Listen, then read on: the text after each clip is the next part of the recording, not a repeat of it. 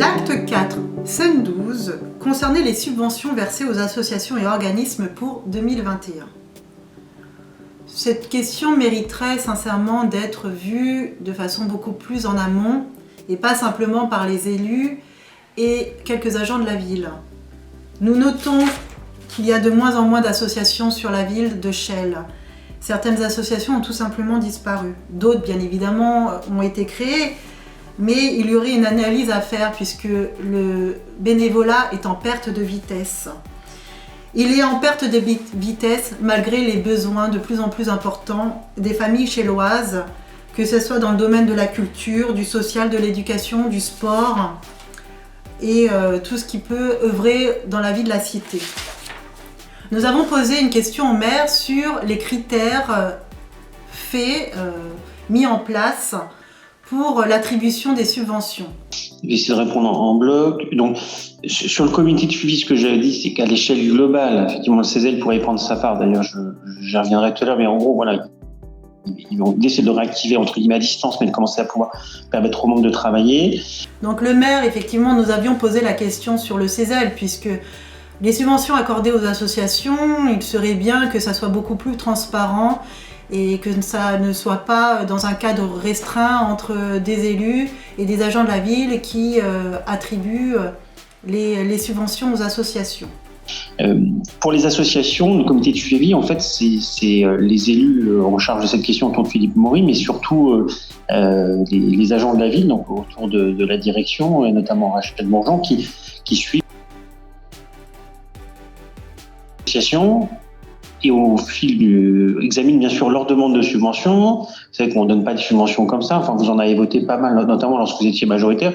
On a essayé d'améliorer un peu le processus, mais ça reste rigoureusement dans la même démarche. C'est-à-dire que c'est pas à la tête du client, c'est le nombre d'adhérents chellois, les activités. Le coût des activités, c'est sûr que c'est pas la même chose quand on fait un jeu de cartes ou si on fait du tir à l'arc. Bref, il y a une adaptation à tout ça. Le nombre d'adhérents compte bien sûr. Donc voilà, le maire évoque effectivement, ce n'est pas la tête du client. Nous n'avons jamais dit que les subventions étaient accordées à la tête du client, mais que peut-être au niveau de la procédure, il serait bien d'y associer davantage de citoyens afin qu'il y ait davantage de transparence et de réflexion par rapport aux subventions accordées aux associations. C'est tout simplement ce que nous disons. Nous ne disons pas que le maire octroie des subventions à la tête du client. Donc le maire interprète un peu nos propos. L'implication aussi dans la vie associative, quel que soit le domaine d'ailleurs, culturel, sportif, social. Et donc tout ça, ça rentre en compte dans les critères. Et aussi le montant de la trésorerie que vous évoquiez. Voilà, pour ça qu'il y a certaines associations qui, pour la même activité, peuvent bénéficier de subventions différentes. Pour parler des subventions aux associations sociales, vous avez pu remarquer qu'elles ont bénéficié certes d'une subvention classique, mais il y a eu un abondement, notamment au Secours populaire et au Resto du Cœur, pour tenir compte de la situation sociale, pour cette année spécifiquement. Donc voilà, le maire, on a regretté qu'il y avait si peu de caractère social et à caractère éducatif au niveau des subventions accordées aux associations qui œuvrent dans ces deux axes-là, social et éducation. Le maire nous répond qu'il n'y a pas que ces subventions-là, qu'il y a aussi des subventions accordées à titre exceptionnel, qu'il y en a qui ont été accordées au Secours populaire et au Resto du Cœur. On s'en félicite, mais nous voyons de plus en plus justement les besoins s'agrandir.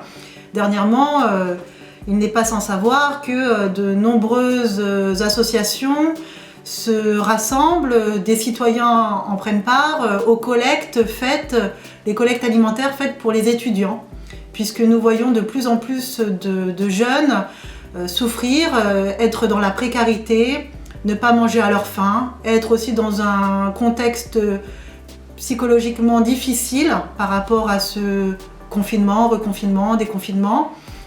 Et bien évidemment, malheureusement, les jeunes ne font pas forcément toujours partie des critères pour obtenir des aides.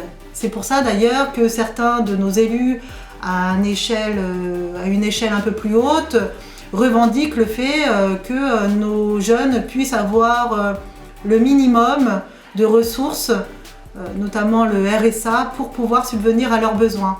Donc on ne demande pas à monsieur le maire de prendre ce genre de dispositif à la ville de Chelles. Néanmoins, quand les associations souffrent, qu'elles ne peuvent pas subvenir à tous les besoins des administrés, nous avons des services, nous avons le Centre communal d'action sociale qui pourrait œuvrer pour justement mettre en place certains dispositifs. Et on ne peut pas toujours déléguer aux associations ce que l'État doit prendre en charge. Voilà, donc que ça soit à l'échelle nationale, comme ça soit à l'échelle régionale, départementale, et le local a toute sa place par rapport au Centre communal d'action sociale pour œuvrer envers les familles en difficulté.